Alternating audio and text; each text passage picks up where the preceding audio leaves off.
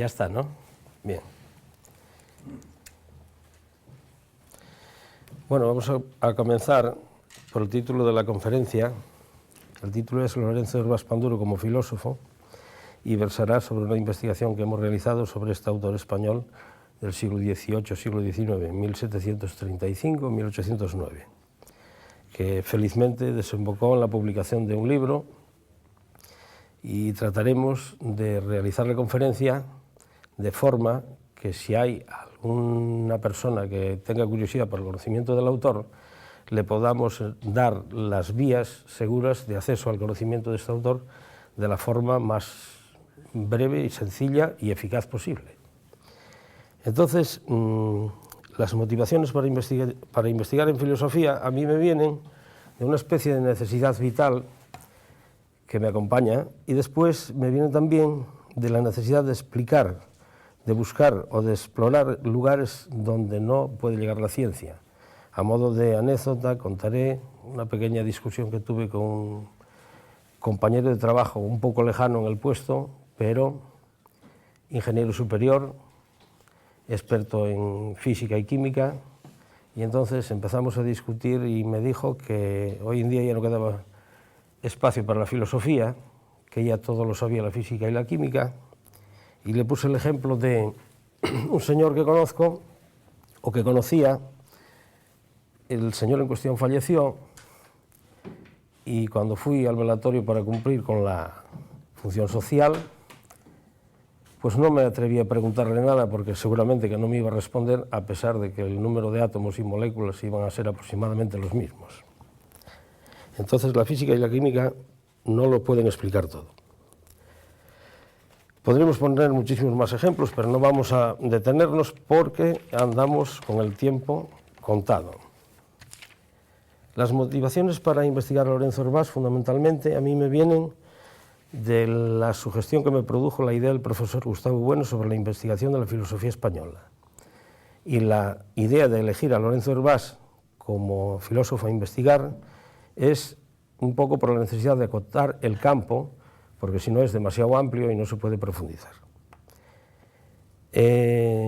Mucha gente me comentaba, cuando realicé la investigación, mucha gente no, al principio de realizar la investigación, hablaba con gente sobre mi trabajo, pero vi que provocaba aburrimiento, y alguna gente de los que hablaba con ellos me decían, pero ¿no es muy aburrido investigar a un autor? ¿No te cansas de él? Y entonces, claro, la respuesta, la voy a poner aquí hoy claramente y decir claramente, es: ¿cómo te vas a aburrir con un autor que tiene la historia de la humanidad prácticamente hasta el siglo XVIII en su cabeza, en su pensamiento y en sus obras? Es imposible, no te puedes aburrir. Entonces, el pistoletazo de salida para la investigación presente, que se desemboca en el libro, para mí fue un texto de Marcelino Menéndez Pelayo de la obra La ciencia española, tomo 1, capítulo 1, citado también por Espasa Calpe, y que se encontraba en el fondo de la antigua Diputación del Principado de Asturias. Entonces dice Marcelino Menéndez Pelayo sobre Lorenzo Hervás: riquísima mies lingüística, que a fines del siglo XVIII había de cosechar uno de los más esclarecidos hijos del solar español, el jesuita Hervás y Panduro, de cuyo cerebro, como Minerva del de Júpiter, brotó armada y pujante la filología comparada. Con cuánto gozo vemos a Mas Miller en sus inmortales lecciones sobre la ciencia del lenguaje dadas en la institución británica en 1861, reconocer y proclamar en alta voz los méritos de Hervás, que conoció y estudió 5 veces más idiomas que Kurt de Gebelin y los demás lingüistas de entonces, y que en vez de lanzarse como ellos a sentar teorías precipitadas y absurdas, haciendo derivar del hebreo, el persa, el armenio y hasta el malayo, huyó cuidadosamente de toda hipótesis que no estuviese fundada en la realidad de los hechos, juntó noticias y ejemplos de más de 300 lenguas, compuso por sí mismo las gramáticas de más de 40 idiomas, y fue el primero, entiéndase bien, el primero, así lo dice Mas Miller, en sentar el principio más capital y fecundo de la ciencia filológica, es a saber, que la clasificación de las lenguas no debe fundarse como hasta entonces empírica y rutinariamente se venía haciendo en la semejanza de sus vocabularios, sino en el artificio gramatical. A este texto de Marcelino Méndez Pelayo nosotros tenemos que añadir una cosa que hemos descubierto al estudiar la obra del autor, y es que tenemos que añadir que lo que verdaderamente acaba poniendo Hervás en la ciencia filológica es la aplicación de la fonética comparada al estudio de la historia de las naciones. Luego más adelante ya nos pararemos a explicar cómo es eso. Otro de los motivos de investigar a Hervás fue que me di cuenta, hablando con licenciados en filología de la Universidad de Oviedo, que para ellos era un autor completamente desconocido. Entonces me parecía que era una materia que estaba sin trabajar, y es como un filón cuando descubres una mina que si nadie picó allí, pues seguramente que puedes sacar provecho. Entonces, este texto de Marcelino Méndez Pelayo y el texto de Max Miller coinciden en parte con lo que el mismo Hervás dice de su obra. Y cuando habla de Gébelin, Hervás, tenemos un texto aquí que lo vamos a leer, nos cuenta, trata después de Gébelin de las lenguas americanas diciendo: si las lenguas de América no tienen relación con las del continente antiguo, ¿cómo se puede pretender que las naciones americanas tengan un mismo origen con las otras? O como la lengua entre ellas se haya podido mudar en tantos lugares que no permitan sospechar que haya habido comunicación en algún tiempo. Estas preguntas de Gébelin suponen que él juzgaba ser dialectos de una lengua matriz todas las lenguas americanas, entre las que se han hallado muchas lenguas matrices. Suponen asimismo que él tenía por prueba del común origen de las naciones la afinidad de sus lenguas, cuando experimentalmente se halla que la diversidad de estas es un documento evidentemente práctico y prueba indubitable de la confusión de ellas sucedida en Babel antes de la dispersión de las gentes y acaecida prodigiosamente para que se efectuase esta dispersión. Este texto, hay que aclarar que para un filósofo del siglo XVIII, pues el mundo tenía en principio poco más de 5.000 años de antigüedad, por lo que se sabía a través de la ciencia. Y después, cuando se descubren los anales chinos, estiran un poquitín el comienzo del mundo hasta 10.000, 9.000, 11.000 años, dependiendo de los autores. Y Lorenzo Hervás acaba interpretando la Biblia de la misma forma que Galileo interpretaría la Biblia, de forma que no se contradiga con sus experimentos en física, a pesar de ser enemigo de Galileo. Es una cosa muy chocante. Es decir, si la Biblia yo interpreto que dice una cosa contraria a lo que yo descubro evidentemente como experimental, entonces tengo que reinterpretar de nuevo la Biblia para que se ponga de acuerdo con lo que yo descubro experimental y científicamente. Hay más textos donde el mismo Hervás también dice, él mismo, que tiene noticias de 5 veces más idiomas que Kurt de Gébelin. Aquí también una vez me surgió alguna polémica con alguna gente con la que hablo sobre el tema y me dicen que es mentira que Hervás haya comparado entre sí 300 idiomas a la vez, que cómo se me ocurre decir eso. Entonces, bueno, yo simplemente me limito a poner a la luz lo que yo tengo en casa de cómo era el método que utilizaba Lorenzo Hervás para trabajar con 300 idiomas a la vez, que lo puedo comprobar que era verdad.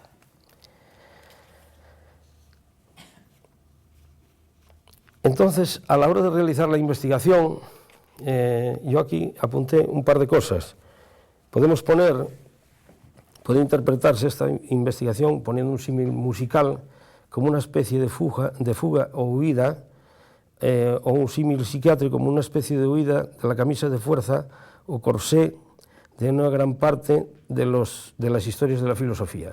En este sentido, me gustaría a mí leer aquí un texto de Schopenhauer, el cual yo no conocía cuando realicé la investigación, pero que más o menos viene a coincidir un poquitín en el espíritu del texto, ¿no?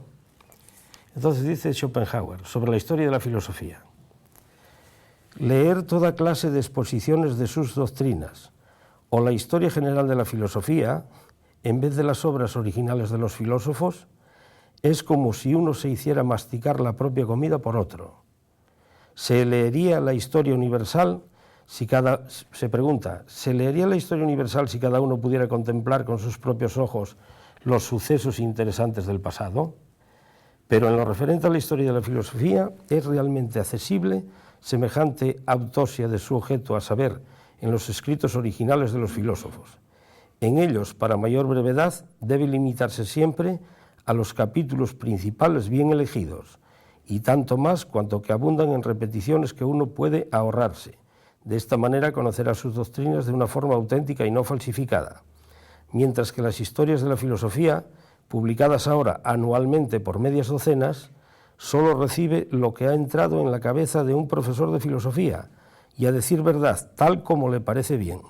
Por tanto, se comprende por sí solo que los pensamientos de un gran pensador tienen que reducirse considerablemente para encontrar sitio en el cerebro de 3 libras de semejante parásito de la filosofía, dice aquí, de donde, revestido con la correspondiente jerga del día, debe salir de nuevo, acompañado de sus sagaces juicios.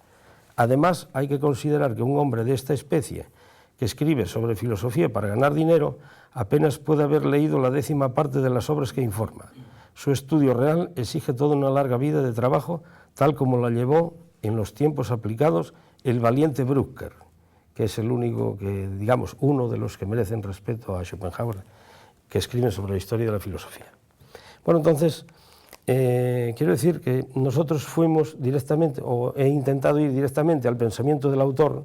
He visto que a lo largo de sus obras se repite muchas veces el mismo pensamiento en distintos sitios, pero he rehuido siempre, no es que haya rehuido consultar la historiografía, los que escriben sobre Lorenzo Hervás, sino que he rehuido esas interpretaciones que no me parecían a mí correctas o creía que estaban equivocadas en algún punto. También me recordaré aquí de una frase de León Tolstoy que habla de que es muy difícil saber lo que piensan los hombres cuando se encuentran envueltos en una batalla, o aquella famosa frase atribuida a Napoleón que dice que lo que traen los libros de historia es algo que nunca pasó, escrito por alguien que nunca estuvo allí.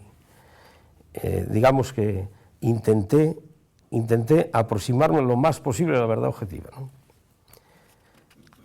Entonces, bueno, damos paso a la exposición del pensamiento de Hervás. Para la exposición de esta conferencia del pensamiento de Hervás, yo pensé varias estrategias, pero al final me decidí por realizar como una especie de viaje a través del pensamiento del autor, comparadas en alguna estación que me pareció importante, pero pidiendo disculpas al público, evidentemente, porque no me fue posible poder hablar de todo su pensamiento, ni por más que lo intenté resumir.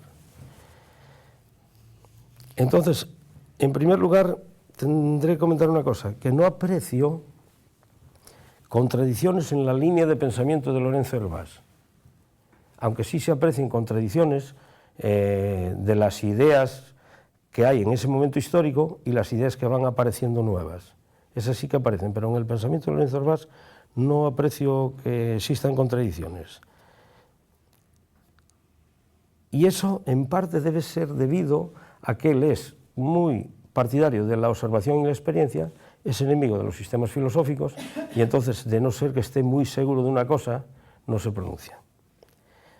Después, hay también otro aspecto de su pensamiento que yo tengo noticias a través de ir mirando un poco lo que nos cuenta él de su vida, los recuerdos que tiene de su niñez, y ya se ve que tiene una inteligencia muy inquieta, muy sensible a los problemas sociales, y vamos a leer algunos textos que nos cuenta él, que seleccioné y que creo que son claves.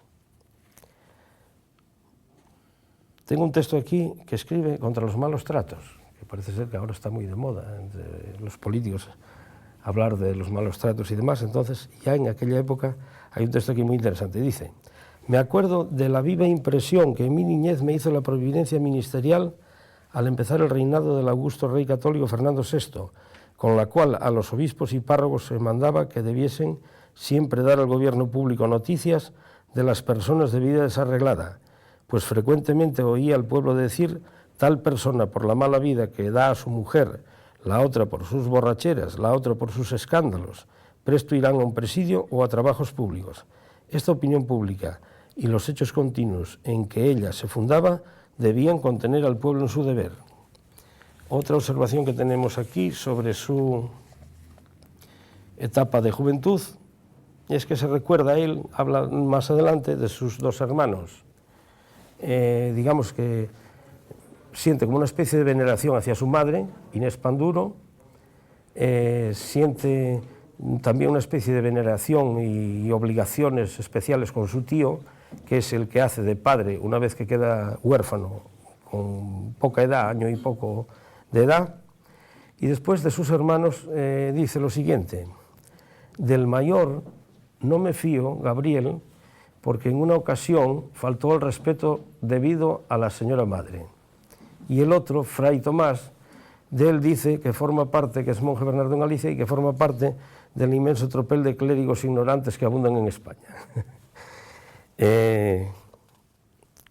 Tengo aquí la fuente de donde saqué estas expresiones, y es Catálogo de las Lenguas de Hervás, Cartas de Lorenzo Hervás, 29 de abril de 1794 y 25 de marzo de 1795.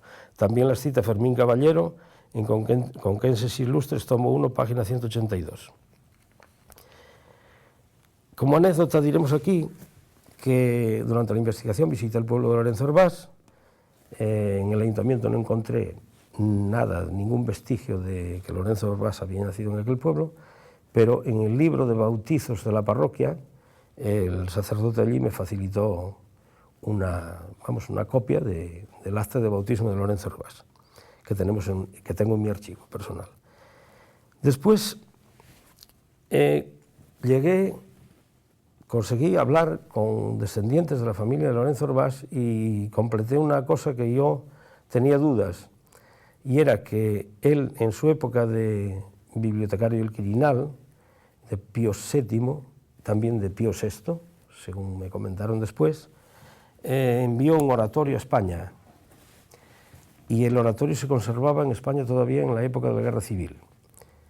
Y ese edificio donde estaba el oratorio que envió desde Roma fue ocupado por militares durante la etapa de la contienda civil española, pero yo no sabía si esos militares eran del bando de la República o eran del bando nacional.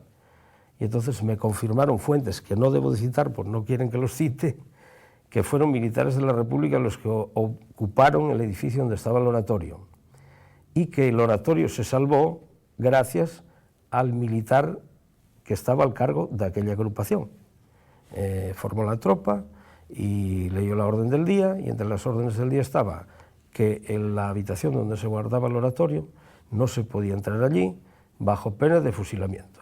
Entonces, debido a ese señor, el oratorio se salvó y está perfectamente conservado.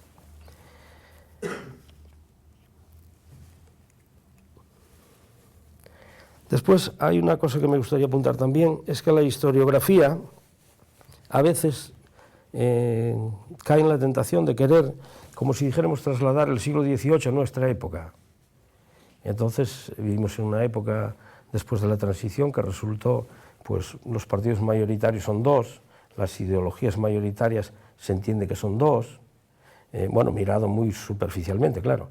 El PSOE sería progresista, el PP sería reaccionario, y entonces hay una tendencia en la historiografía a considerar a Jovellanos, que era coetáneo de Lorenzo Hervás, como progresista y Hervás como reaccionario, como si fuera uno del PSOE y otro del PP. Entonces, aquí tengo varios documentos, varios datos que apuntan a que Lorenzo Hervás ve la obra de Jovellanos sobre la reforma agraria, la califica de excelente obra, lo cual quiere decir que en ese punto está de acuerdo con Jovellanos. Lorenzo Hervás es partidario de vacunar contra la viruela. Entonces, no sé si eso es progresista o reaccionario, no me voy a entrar aquí a valorarlo ahora. Después hay otra cosa más, es partidario de la libertad de imprenta, es partidario del libre comercio de granos, porque uno de los grandes problemas sociales que había en el siglo XVIII, el más grande problema social del siglo XVIII, apreciado por Lorenzo Hervás, es el hambre. Y entonces decía que solamente Inglaterra en aquella época, debido al comercio de granos y la liberalización de la producción, pues pudo llenar sus graneros y eliminar el hambre prácticamente, y ser de los mayores exportadores de granos. Otra cosa que tuvimos en cuenta también son unos pequeños apuntes que tengo aquí sobre algunas cosas que se pueden tener en cuenta sobre la evolución o la situación de la ciencia en la época de Lorenzo Hervás. Entonces diremos que en aquella época solo se conocen como 38 elementos de química. Se conoce el telescopio continuamente perfeccionado y el microscopio también. Se conocen las leyes de la mecánica clásica de Newton, pero no se conocen aún todavía las leyes del electromagnetismo de Maxwell. En 1789 Lavoisier elabora la llamada ley de la conservación de la masa de las reacciones químicas y en 1808 se publica la teoría atómica de Dalton. Como consecuencia de los descubrimientos en ciencias naturales, en la producción tenemos que también se produce, empieza a desarrollarse el telégrafo hacia el año 1800 aproximadamente, pero no existe todavía la luz eléctrica. Tampoco se conocía la teoría celular, aunque Hooke ya había descubierto las famosas celdillas hacia 1600, pero hasta 1838 y 1839, que se publica primero la teoría celular en animales y después en vegetales, no se conocen. Tampoco el libro de Darwin se publica hasta 1859 sobre la evolución de las especies, ni tampoco se conocen los experimentos sobre la hibridación de las plantas de Mendel, hasta 1865. Pero la situación de las ciencias en Europa en aquel momento y la valoración que hace Lorenzo Hervás tienden a interpretar que la ciencia, Europa se hallaba a la cabeza de las ciencias y que en cuanto a aspectos políticos se estaba produciendo el nacimiento de la revolución de la nación francesa como nueva organización política, lo cual a Hervás lo cogió completamente de sorpresa, y en esos momentos se produce la situación de Europa en la que está en condiciones de poder dominar el resto del mundo, como luego sucedió. Como datos históricos a apuntar, aunque hay muchísimos a considerar, pero diremos tres. En 1776 Estados Unidos proclama la independencia. En 1789 triunfa la Revolución Francesa. Aquí hay una cosa muy importante a considerar, y es que la Revolución Francesa de la liberté, égalité, fraternité sigue manteniendo a raya a los esclavos en Haití, cuyo jefe, entrenado por los españoles, les inflige una derrota tremenda a los franceses, que tienen que marchar de Haití y declarar la libertad de los esclavos, que abolieron la esclavitud en el año 1794. Después, en 1808, se produce la Guerra de la Independencia en España. Hervás prácticamente no es muy consciente de lo que se estaba jugando en España en aquel momento. Eso también lo podemos decir. Aunque sí tiene mucha conciencia de lo que pasa durante la Revolución Francesa, el ataque de Carlos IV a Francia, en el Rosellón, pero que después tiene que volver otra vez hacia atrás, y sobre todo las disposiciones de Carlos IV, en las cuales le prohíben publicar su obra titulada Causas de la Revolución Francesa, porque simplemente Carlos IV prohíbe todos los títulos de los libros o todos los libros que digan la palabra revolución. Ahora, hay un punto muy importante a considerar también, que son las luchas teológicas.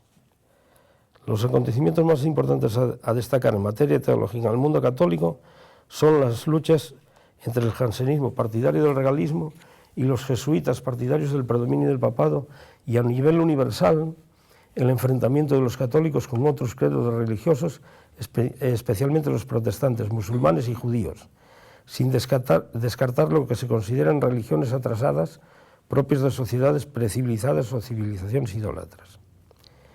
Entonces, el enfoque en la investigación lo hemos hecho teniendo en cuenta todos estos aspectos que hemos dicho aquí, y entonces podemos una cosa que nos sorprendió en la investigación, o que tampoco nos sorprendió porque íbamos a ver qué estaba pasando, ¿no? Es decir, que Hervás es, se puede decir, un ortodoxo en teología, pero en otros aspectos es un hombre, digamos, avanzado, que entraría perfectamente dentro de los que se consideran heterodoxos, ¿no?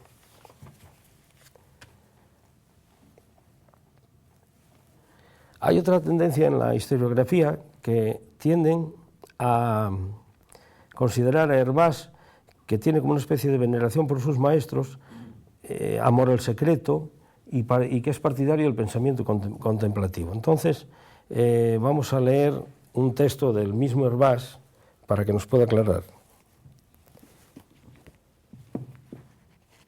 este punto. 22.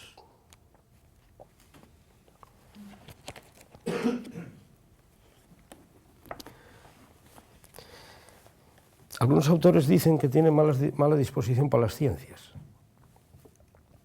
Entonces Lorenzo Hervás nos dice: yo me acuerdo al estudiar las primeras 10 proposiciones de Euclides, apenas reflexionando sobre ellas las entendí, cuando sintiendo en mi espíritu un extraordinario gozo, salí de mi aposento y pasando luego al inmediato del virtuosísimo jesuita Demetrio Conway, que me enseñaba la geometría, le dije: jamás el estudio que he hecho en el tiempo de 4 años de las ciencias especulativas ha producido en mi espíritu el gozo que he sentido al leer y entender las primeras proposiciones de Euclides.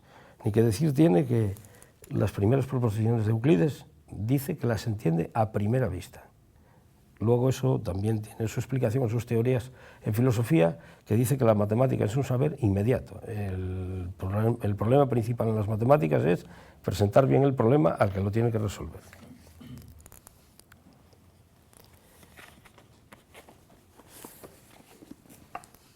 Tenemos otro texto aquí, para que nos pueda sacar de dudas, que dice: mi fantasía, algo desenfrenada por el ardor juvenil, corría curiosa y aceleradamente por los inmensos espacios que en las regiones celestes le descubría el estudio astronómico, y desde los primeros meses que en este me ocupé, me parecía vivir en otro mundo. En estas circunstancias hablé a mi maestro una vez así: Padre Cerdá, este título entonces le convenía por su estado. Yo estoy persuadido que los matemáticos tenemos una cabeza, un mundo diverso del que vemos y totalmente diferente del que en la suya tienen el común de los hombres. He estudiado por 7 años filosofía y teología y me parece que todo su estudio en tanto tiempo no ha dado a mi razón natural idea tan clara del supremo creador como la que en un mes he logrado con el estudio astronómico. Yo creo que, el interés de Lorenzo Hervás por la ciencia y la capacidad para entender la ciencia, tanto las matemáticas como las ciencias astronómicas, como las otras llamadas ciencias naturales en aquella época, queda fuera de toda duda. Después, ¿por qué otro de los aspectos de por qué Lorenzo Hervás tiene tantísimo interés por las ciencias es que considera que no se puede considerar a alguien teólogo si no está al día de los últimos avances de las ciencias, ni tampoco se puede considerar teólogo a alguien que no esté al día en los estudios punteros de filosofía.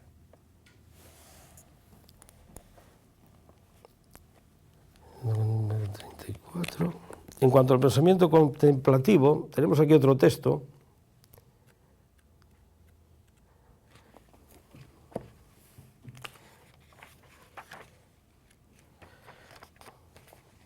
que nos deja fuera de toda duda. Este sí que nos deja fuera de toda duda, que no es partidario del pensamiento contemplativo de ninguna manera. Dice: todos, cual más cual menos, solemos pasearnos algunos ratos por los que se dicen paraísos de bobos, en lo que no hay más que un puro fingimiento de la fantasía, en el que los que a ésta se abandonan neciamente experimentan a veces un contento muy semejante al que tendrían si fueran verdaderas sus representaciones fantásticas. La fantasía es teatro gustoso de simples y locos, y los que a ella se abandonan duermen despiertos. O sea que yo creo que con esto no hace falta ya leer más para demostrar que no tiene inclinaciones al pensamiento contemplativo. Hay otra tendencia también que dicen que Lorenzo Herbás, una de sus consideraciones más importantes a la hora de investigar y saber lo que llegó a saber era su grandísimo amor al secreto. Ahí tendremos que decir una cosa: es partidario de Santo Tomás, y entonces dice que todo aquello que no se manifiesta públicamente, si se sabe y no se manifiesta públicamente, que es ridículo. Entonces no es partidario del secreto, es partidario de la publicación de todo lo que se sabe. Es más, diría que él es como una especie, él dice de sí mismo que es como una especie de Gracián, pero que en vez de callar las cosas como las calló Gracián por política jesuítica, que él es partidario de decirlas y que espera que se las publiquen.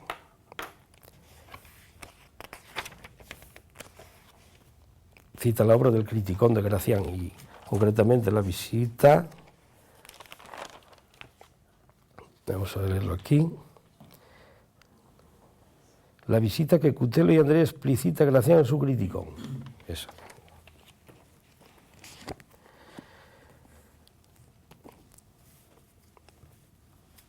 Bueno, después de haber tenido en cuenta las distintas interpretaciones que hay de Lorenzo Herbás, y algunas nos quedarán seguramente en el tintero sin sacar, he hecho aquí como una especie de esquema que yo creo que para poder entender la obra de Lorenzo Herbás bien, elegí este camino. A lo mejor puede haber otro que sea mejor, lo mismo que se puede solucionar el problema del área del círculo por la geometría griega o por integrales. Entonces yo elegí este camino porque me pareció mejor, más didáctico. Si consideramos en una parte el origen del mundo, un poco más adelante la historia, después la vida del hombre en concreto, y después el futuro del hombre y después la eternidad, entonces Lorenzo Herbás piensa una cosa en relación a todo esto, y es que no existe ninguna idea en la cabeza del hombre que preocupe más que el futuro de después de la muerte, y que esa idea es la que más peso tiene a la hora del hombre tomar decisiones y actuar en la vida social en la que vive. Y después hay otra cuestión a considerar, y es que a Lorenzo Herbás le interesa muchísimo, muchísimo, la vida concreta del hombre, la que está viviendo, es decir, el arte de la política. Entonces partimos desde la política, desde las inquietudes en política, para poder explicar el resto de la obra. También se puede partir desde la teología, pero si partimos de la política nos vamos a encontrar con la teología, y si partimos desde la teología nos vamos a encontrar con la política, pero de todas. Entonces,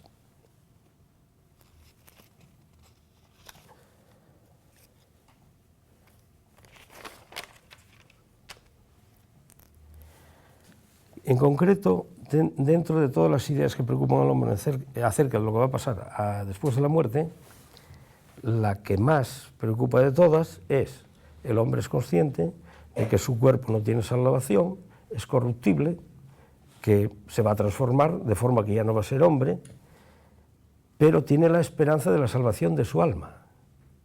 Esa es la idea más importante, la más central de todas.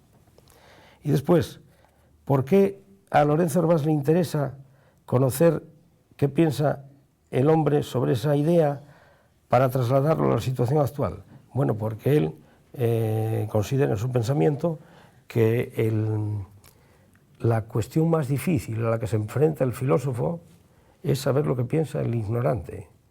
Aquí tengo que explicar un poquitín dos palabras que se utilizaban muchísimo en el siglo XVIII, que son la palabra sabio y la palabra idiota. Entonces, el sabio es el que es capaz de llegar a gobernar con éxito, y el idiota es el gobernado. Pero claro, el idiota cumple unas ciertas características, y es que, entre otras, piensa, y es muy difícil saber lo que piensa. Entonces es muy difícil el arte de gobierno. Entonces esto es la piedra angular sobre la que circula todo su sistema político y de filosofía política.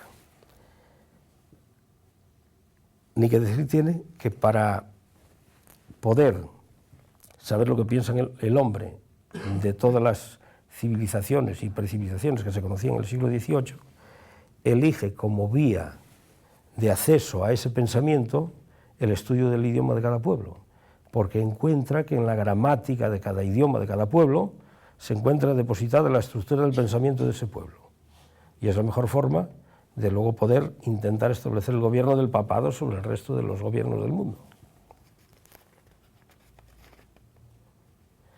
Y hay una cosa que aparece en el pensamiento de él continuamente, que es el dualismo, o sea, materia-espíritu, lo bueno y lo malo, el sabio y el idiota, el gobernante y el gobernado, lo superior y lo inferior.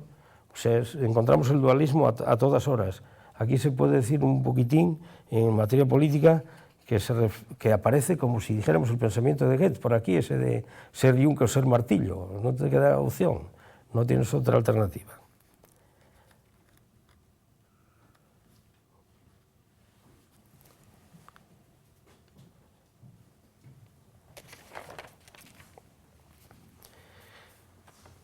Entonces, bueno,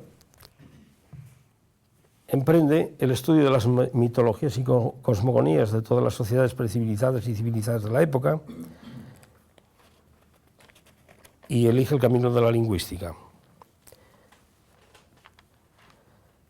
Hay una cosa muy importante a tener en cuenta, y es que dentro de sus tesis él afirma que uno de los motivos por los cuales es imprescindible hacer la labor de misioneros en el mundo es debido a que la religión católica, la religión cristiana, es superior a las religiones de las sociedades precivilizadas y algunas civilizaciones de poca andadura histórica.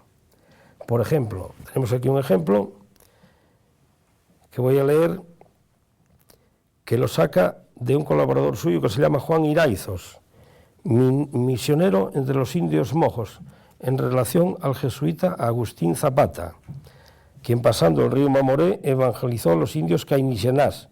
La evangelización tuvo tal éxito que estos indígenas no volvieron a practicar el canibalismo. Y dice él aquí, Catálogo de las Lenguas, tomo 1, página 252. Al mudarse los mopecianás a la referida misión de San Javier, llegó un mopecianá fugitivo, que habiéndose escapado de la red en que le tenían los cainicianás, había vuelto a las tierras de su nación y no hallándola, llegó a la misión para encontrarla. Este fugitivo dijo que entre los cainicianás dejaba 13 mopecianás en la red o jaula del engordadero, en que ellos ponían los prisioneros para comérselos después que hubieran engordado bien. Aquí tenemos también, en la página 252, tomo 1, ¿cómo se resuelve esto después?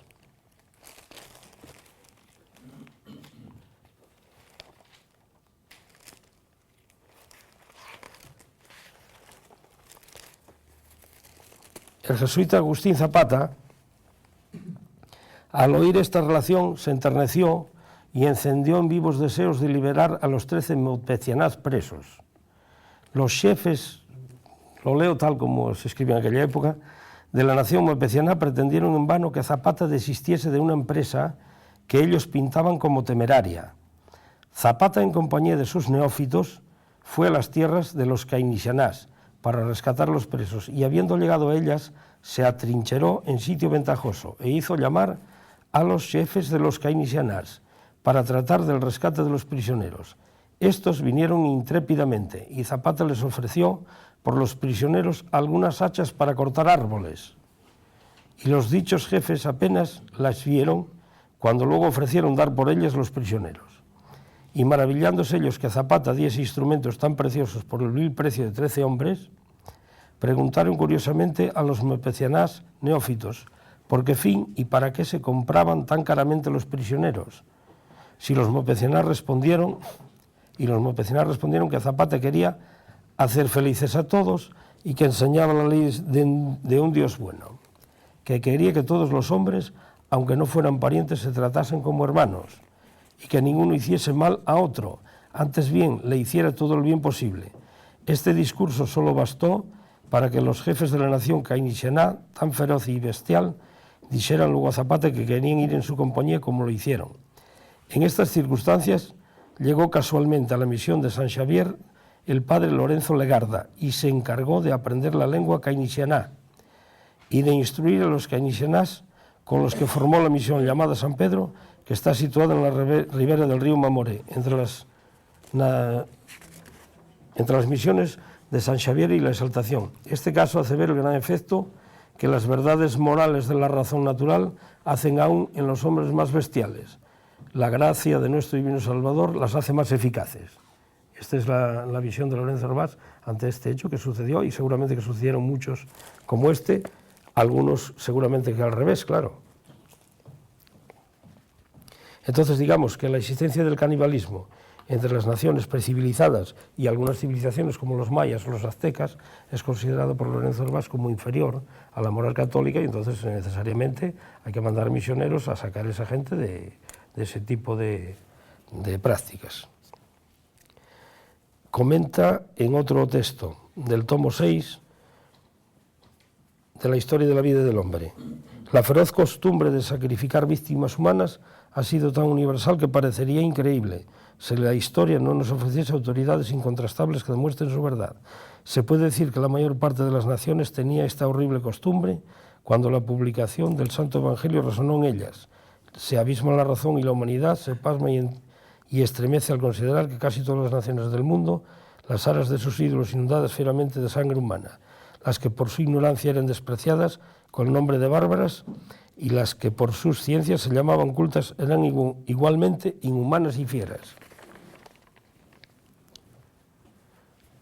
Entonces, en esto y otras pruebas más que aporté, lo que pasa es que puse esta como ejemplo, porque no da tiempo a poner todo, le hace defender la tesis de él, que es lapidaria, digamos, que el cristianismo es muy superior al pensamiento teológico que pueden tener esas sociedades. Y la prueba de ello es que son caníbales, mientras que el cristianismo combate esta bárbara costumbre o rito religioso tan común en estas sociedades, y ello justifica cualquier esfuerzo para predicar la doctrina verdadera. El combate contra las creencias teológicas, digamos, no debiera meter la palabra teología, pero bueno, espero que se me disculpe, de las sociedades precivilizadas y las civilizaciones poco evolucionadas como la maya y la azteca, no quita de que también se reparta o se luche contra las teologías de otras civilizaciones, como puede ser Japón, la India, China, judíos y musulmanes.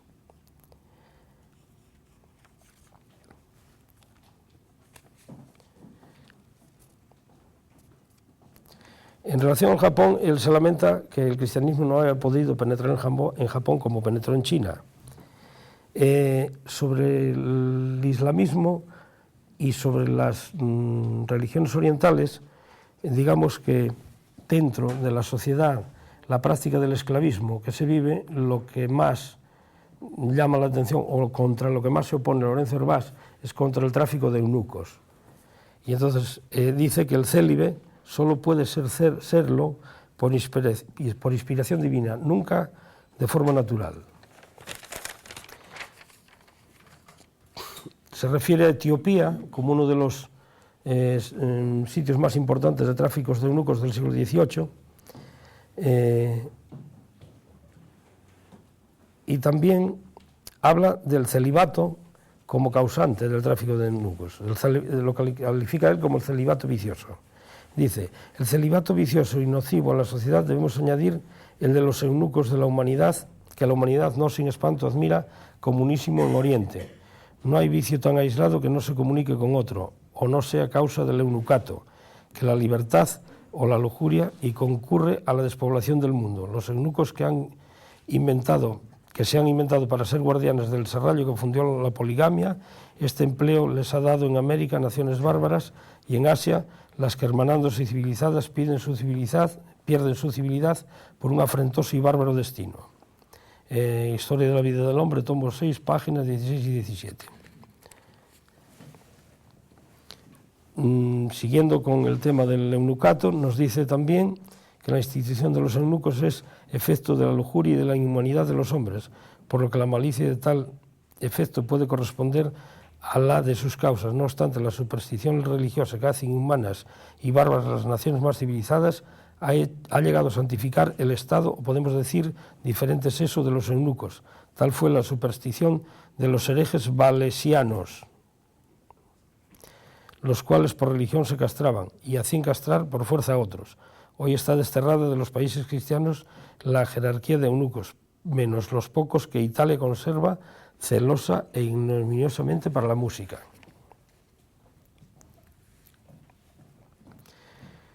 Otro de las cuestiones que considera frente a estas religiones distintas a la cristiana, por ejemplo, es las consideraciones que hace respecto del Islam. Yo creo que aquí Lorenzo Orbass, digamos que interpreta que el Islam a partir del siglo XII, que prácticamente no aportó nada, porque si bien fueron los primeros que se interesaron en traducir a Aristóteles y demás, incorporarlo luego a la filosofía occidental gracias a esas traducciones, pues ese desarrollo, según él, seguramente que no se habría producido debido a lo siguiente: la sumisión que nos impone a sus dogmas la religión cristiana no excluye, como la irracional secta de Mahoma, toda suerte de disputas sobre ellos. Prohíbe la libertad humana, que ponga cuantas dudas quiera, para que, satisfecha de no hallarse dogma contrario a la razón, se disponga la creencia. O sea, en el pensamiento cristiano, el cuestionarse los dogmas es algo habitual y natural, mientras que en el Islam eso no se produce. Y eso habría producido falta de ideas, falta de libertad de pensamiento y, claro, falta de desarrollo de las ciencias. En la India, digamos que sobre el pensamiento de la India interpreta que los brahmanes tienen un pensamiento demasiado contemplativo, estudia las diferentes escuelas que hay y luego dice que eso se traduce en materia de ciencia, en geografía, donde trabaja con mapas que tenían los brahmanes de la India y donde el límite del mundo se encuentra en el Himalaya. Entonces es una geografía como de casa, pero lo del resto del mundo no se considera. Lo mismo pasaría en China, a la cual acusa también de ser muy idólatras.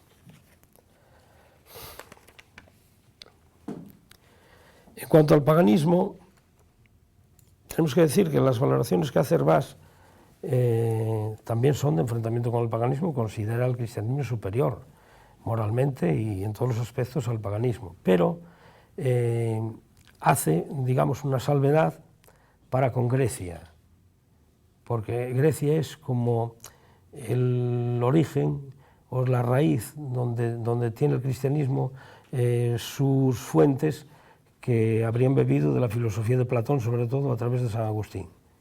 Entonces, Grecia es una especie de crítica que se hace al paganismo griego, pero vamos, que lo considera como muy por encima del resto del pensamiento, incluso desde Roma. En Roma solo considera importante el derecho y la ingeniería civil y los aspectos militares, y dentro de los militares es admirador de Julio César. Sitúa en el Imperio Romano, sitúa el año 325 como clave para el comienzo de la religión cristiana como religión dominante dentro del Imperio Romano. Vamos a leer un texto que nos habla de ello y dice: esta junta de Nicea el año 325, desde el cual el cristianismo, empezando a ser religión dominante del Imperio Romano, se propagó tan rápidamente por que todo él en pocos años fue cristiano. Tal fue el fin de la persecución más universal, cruel y duradera que el cristianismo tuvo en el Imperio Romano. Es decir, que a pesar de todas las persecuciones, especialmente las de Nerón, las de Vespasiano, las de... bueno, no me acuerdo ya, una cantidad de ellas impresionantes, que al final los romanos se rindieron porque cuanto más perseguían a los cristianos, más número de ellos había.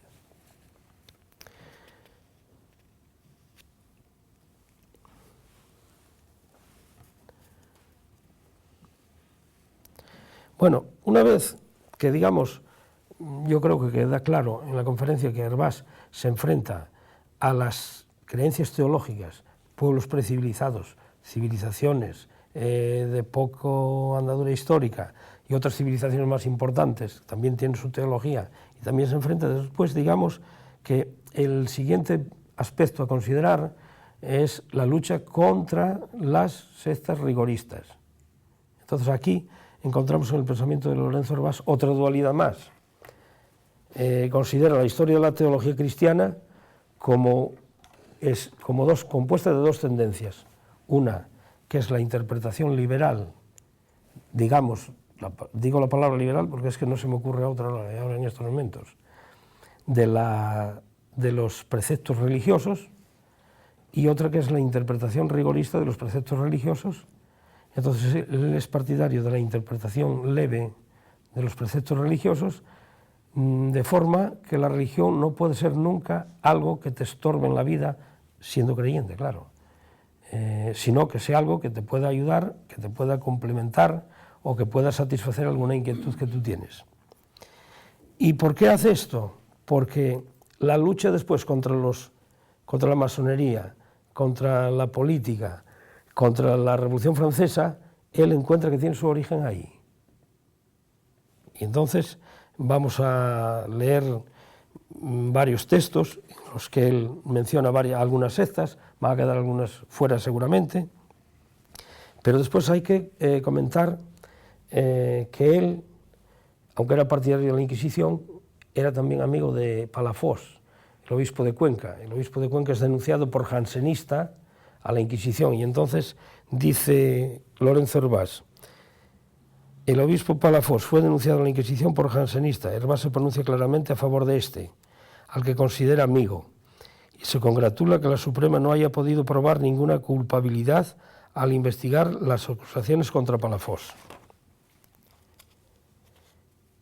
Empezamos ya viendo algunas cuestiones que comenta de algunas sectas que hemos puesto aquí como ejemplo.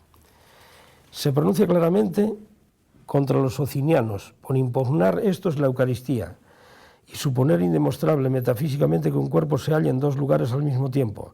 Para defender su postura, argumentará que la posibilidad de la doble ubicación de un cuerpo depende de la definición de su esencia, la cual desde el punto de vista físico ciertamente no puede ser evidente, como tampoco lo serán las verdades que de ella se infieren en orden a la presencia, espacio y ubicación de los cuerpos. Además, la secta de Sociniana es una secta que califica él dentro de los rigoristas, y después él tiene un amigo, compañero de habitación en Roma, que se llama Bolgheni. Bolgheni está escribiendo obras ya probabilistas que son contra los rigoristas y contra los racionalistas, contra los socinianos, o sea, contra la interpretación rigorista de la Biblia. Y sobre este punto, Lorenzo Hervás nos dice: poco después de la publicación de los dos primeros volúmenes de la obra de Bolgheni, habían salido a la luz pública tres obras de diversos autores que impugnaban la de Bolgheni. Uno de estos autores estaba siendo asesorado por los rigoristas. Ante esta situación, tomó la decisión de abandonar por un tiempo el trabajo en otras obras, por considerarlas menos importantes para escribir en defensa de Bolgheni, que de esta forma contribuiré a crear la medicina antes de que se propague la enfermedad. O sea que aquí vemos cómo empieza a nacer la idea de Lorenzo Hervás de escribir la obra que luego tenemos, que estamos recuperando, que se titula Doctrina y Práctica de la Iglesia en orden a las opiniones dogmáticas y morales, y que es una obra del probabilismo que permanece manuscrita todavía, sin publicar. Entonces se pone de parte de Bolgheni.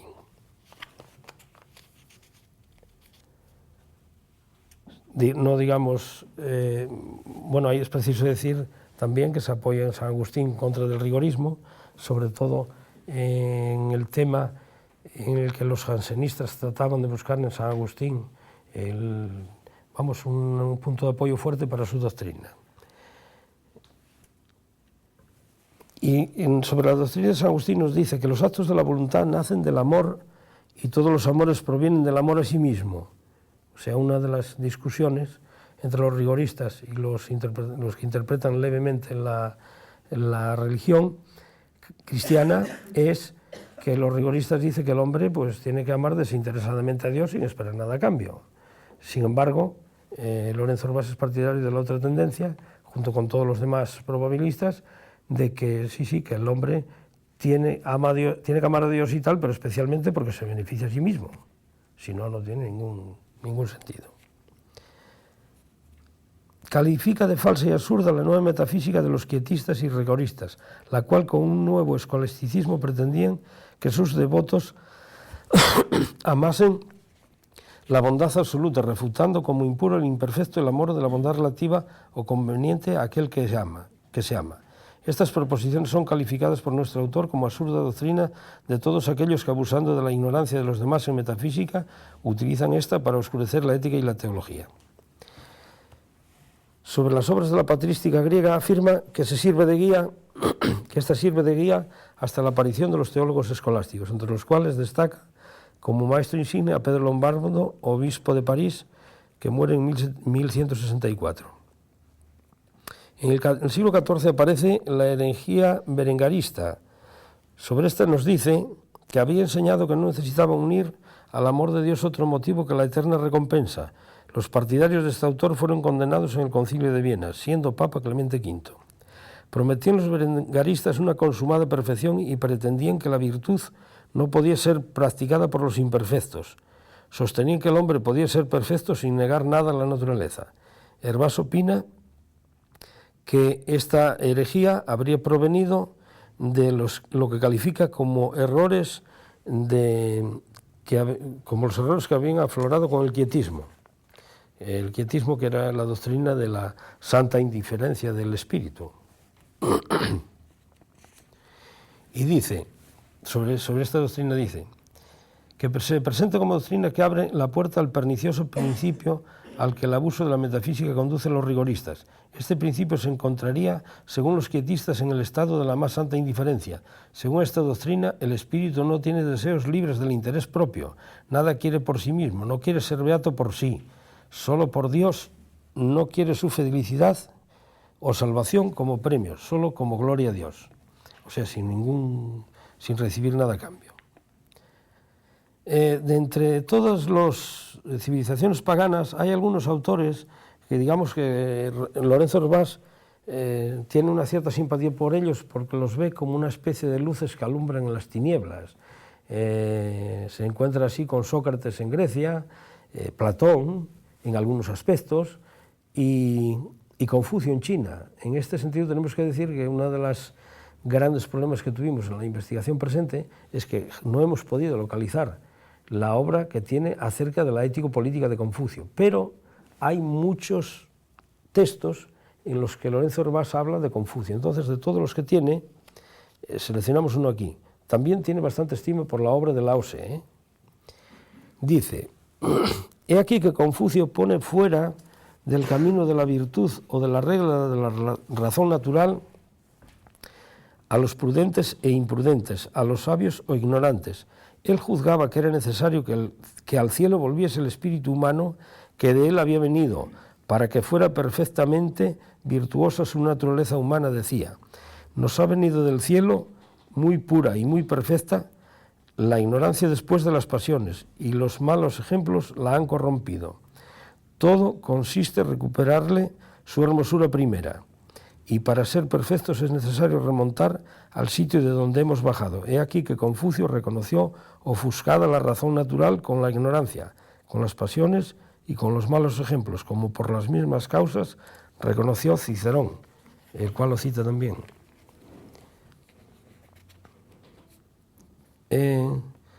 Otro de los datos importantes por los que nace su obra sobre el probabilismo es que él acaba siendo asesor de una congregación que se forma para ver qué postura tomaban los católicos ante la Revolución Francesa y concretamente los sacerdotes. Entonces, como hubo los llamados juramentados y los no juramentados que fueron expulsados de Francia, los juramentados juraban fidelidad a la Revolución. Entonces, lo que se discutió en aquella congregación era si era lícito jurar fidelidad a la Revolución Francesa, aun siendo contrario a ella. Y entonces él nos dice lo siguiente en este punto. A modo de este ejemplo, nuestro autor dice: si yo con conciencia errónea juzgo que debo jurar en falso para salvar la vida o fama del prójimo, no pecaré jurando en falso, sino diciendo la verdad porque obro contra mi conciencia. En el mismo caso están los que juran fidelidad al soberano no católico que ocupó Polonia. También se toma la misma decisión.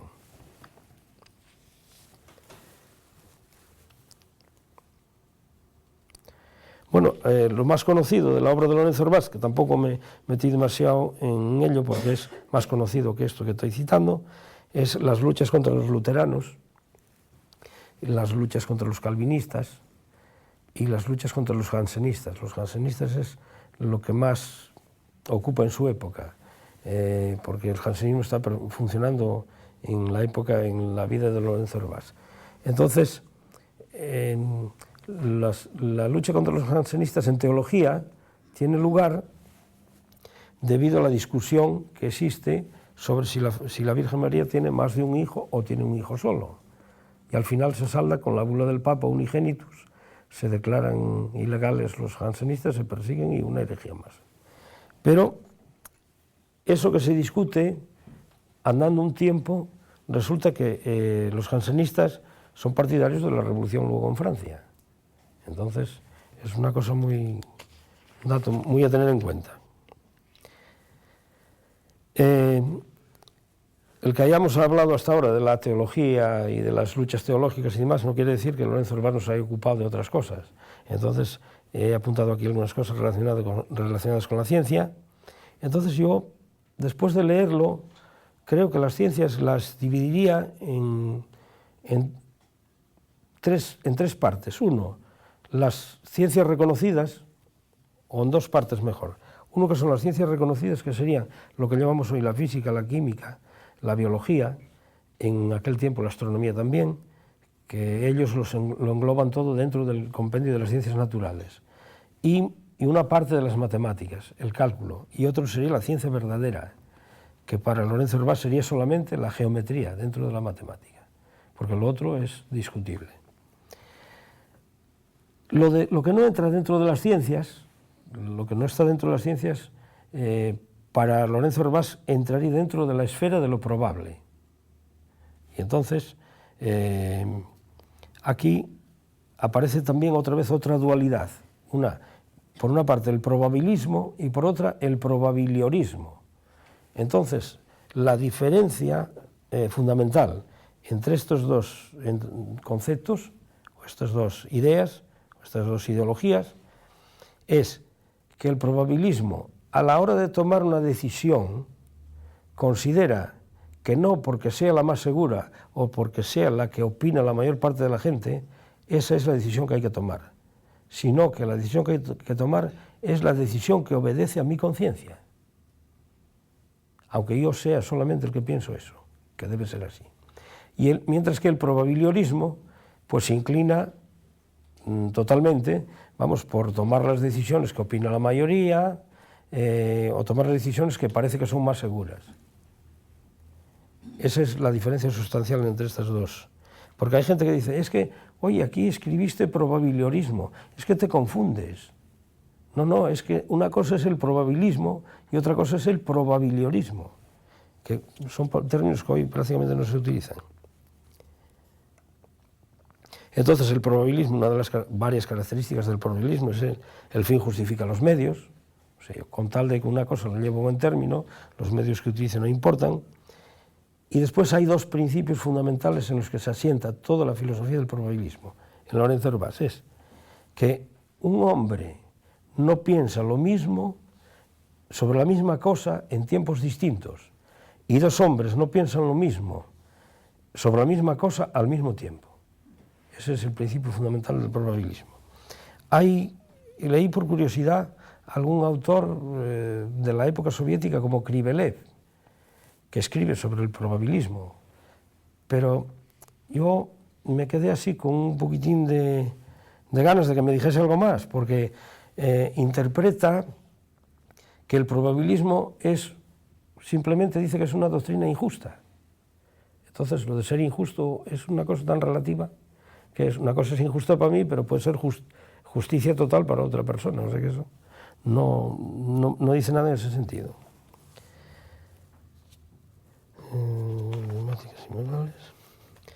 Y de estas ideas tenemos una obra muy importante que la vamos a apuntar aquí, vamos a comentarla aquí un poco, simplemente por encima, que es una obra que escribe, que es totalmente la doctrina del probabilismo, que es, el título es Doctrina de la Iglesia en orden a las opiniones dogmáticas y morales.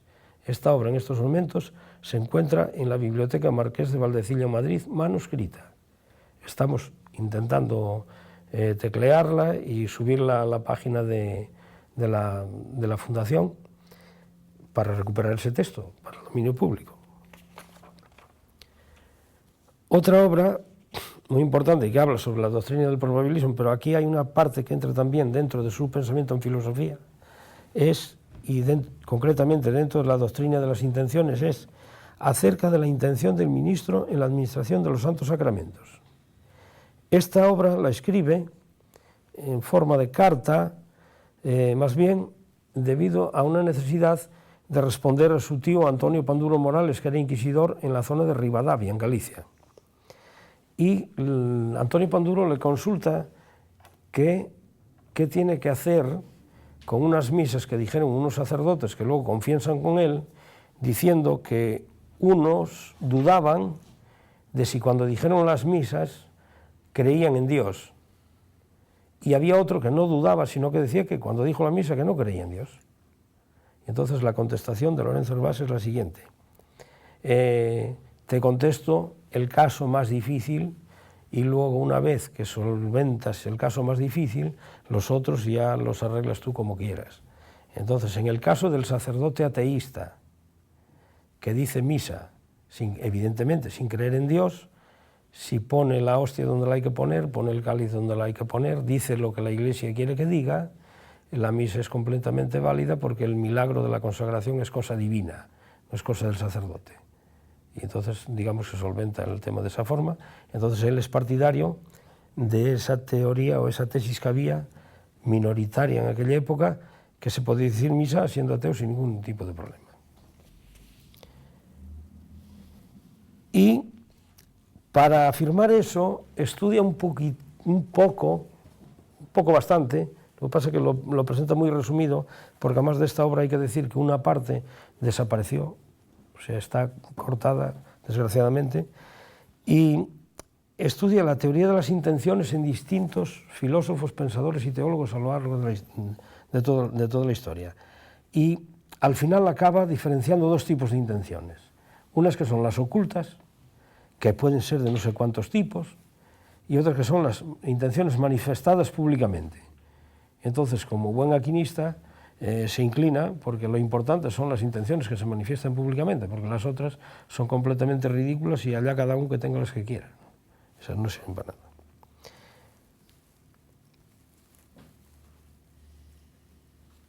En materia de la ciencia, pues también en la historiografía aparece a veces que unos dicen que se relacionó con Humboldt, que tuvo intercambios. Yo lo anduve buscando y al final encontré un texto en el que él habla de sus relaciones con Guillermo Humboldt.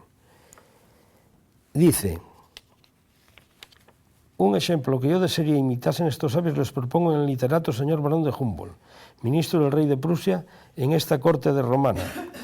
Este, viajando, se detuvo en Vizcaya para aprender el vascuence, del cual, como también del dialecto labortano que se habla por los vascongados de Francia, ha escrito diccionarios de que ventajosamente me he servido al fin del presente tomo, y que tenidos al empezar a escribirle, me hubieran ahorrado gran trabajo material que he tenido para la significación de millares quizás de palabras vascongadas en el citario diccionario de Larramendi, que está ordenado según la lengua española. El dicho señor barón está actualmente cogiendo los frutos de sus tareas en aprender el vascuence y escribir sus diccionarios que va a comunicar a su nación con eruditos escritos. Digamos que la relación con Humboldt es totalmente cordial.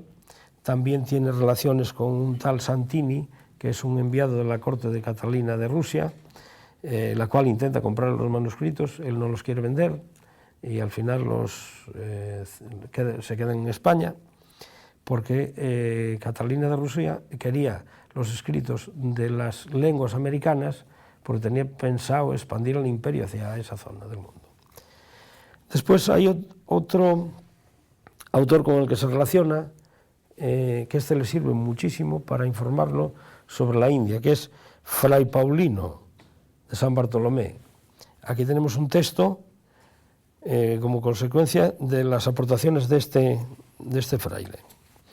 Y dice: Juan Asleden, jesuita húngaro, se empleó toda su vida en las misiones del Indostán, en donde con la mayor industria sacó de los brahmanes su gramática de la lengua sagrada, su diccionario mitológico y otros libros que ellos veneran y ocultan como sagrados.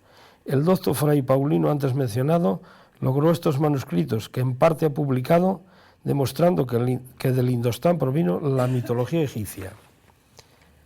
Otro texto que habla también de las aportaciones de Paulino es esta gramática de Rod, el hallazgo de una gramática del sánscrito, que hay autores que dicen que Lorenzo Orvás tuvo noticias de esta gramática en el año 1800, pero eso lo pone el manuscrito en el índice. Pero leyendo el manuscrito hacia adentro, vemos que aquí hay un texto que sacamos del manuscrito titulado Paleografía Universal, tomo 1, folio 113, vuelto, y nos dice: esta gramática de Roth dormía desconocida en la biblioteca de este colegio romano, porque no está registrada en su índice. Cuando observando yo los manuscritos de ella para escribir esta obra, la encontré el año 1796, y al erudito Fray Paulino di noticia de su hallazgo para que lo observase. Vino a mi aposento en donde yo la tenía y con admiración consideró y observó este tesoro deseado y desconocido.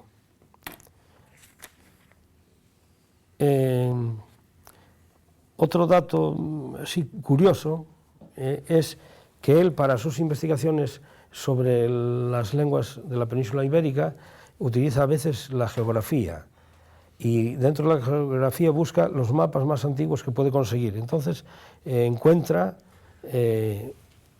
a los geógrafos del Imperio Romano, que voy a citar aquí.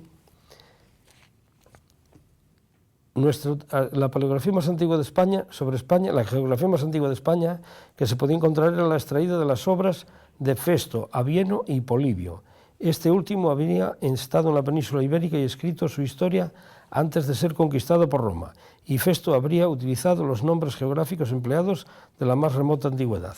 Utiliza los nombres geográficos para tener indicios de los pueblos que habitaron en aquellas zonas, el idioma que hablaban. Bueno, en materia científica, hay que decir que voy a apuntar aquí algunas cuestiones, no demasiadas, porque tienen que ver con que los últimos estudios que se realizan en anatomía, él los utiliza para una obra que tiene en filosofía que se titula El hombre físico. Entonces, El hombre físico es una obra que se divide en dos partes. Una es el hombre físico, físicamente considerado, el estudio de la anatomía a lo largo de la historia, lo último que se sabe en anatomía, y después, digamos, el hombre espiritual. O sea, encontramos ahí otra vez la dualidad, físico-espiritual. Y él piensa o intenta lo mismo que las disecciones que se hacen en el hombre físico, en el cuerpo físico, piensa hacerlas con lo que considera él los efectos de las actuaciones del espíritu. Porque claro, el espíritu no lo puede ver, pero los efectos de lo que produce el espíritu sí cree que lo puede ver. Entonces, con esos efectos que va teniendo en consideración, pues intenta escribir la anatomía del espíritu, digamos. Pero hay una cosa muy importante, porque aparte de que él considera que el espíritu o alma se compone de memoria, entendimiento, voluntad y demás, es cómo las impresiones materiales son capaces de saltar al espíritu en forma de ideas.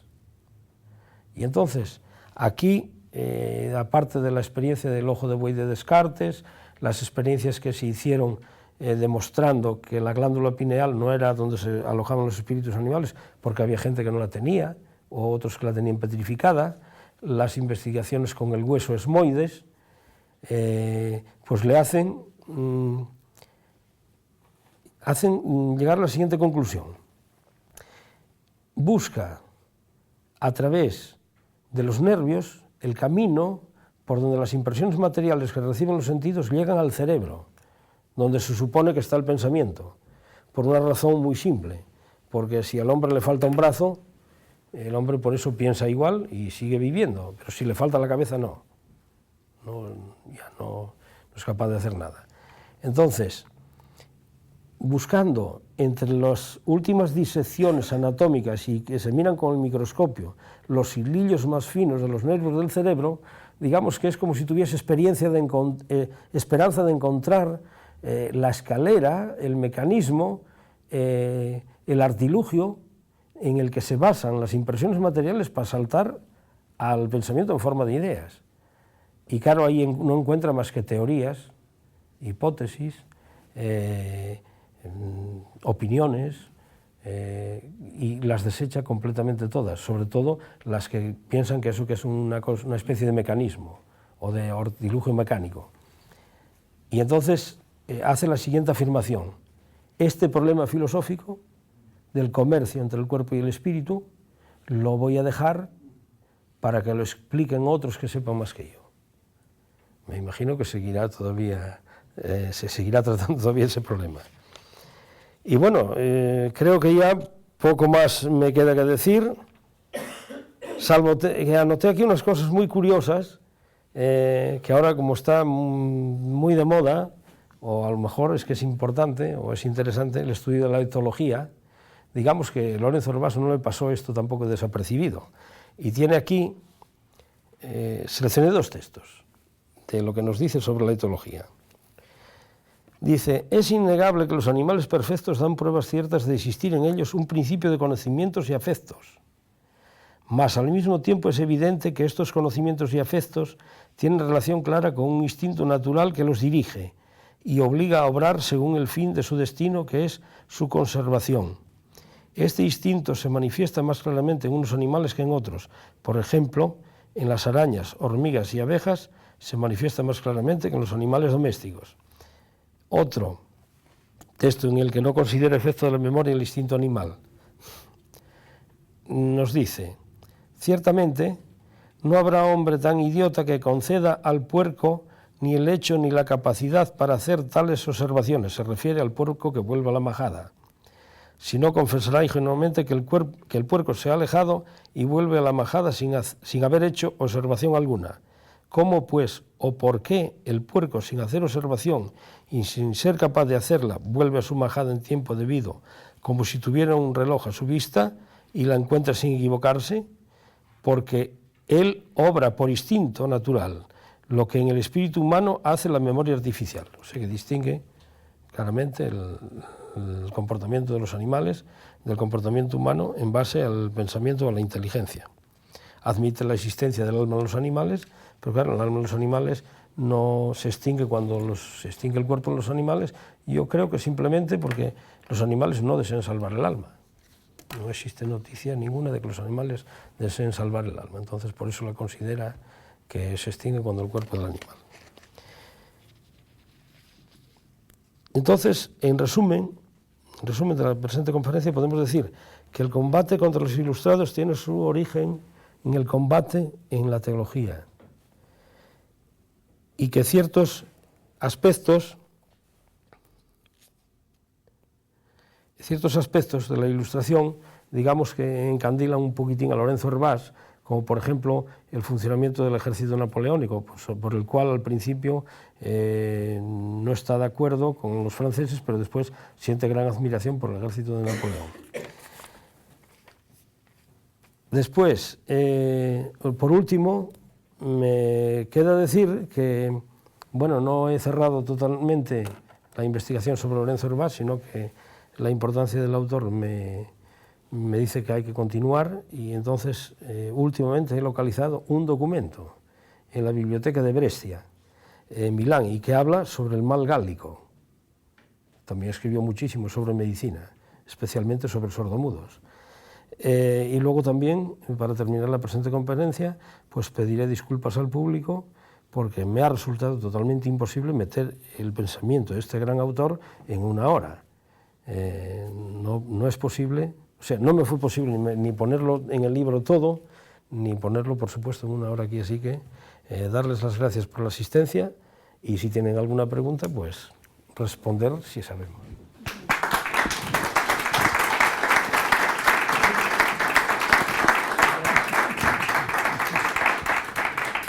Muy bien, Sergio, muy interesante la presentación impresionista de Hervás.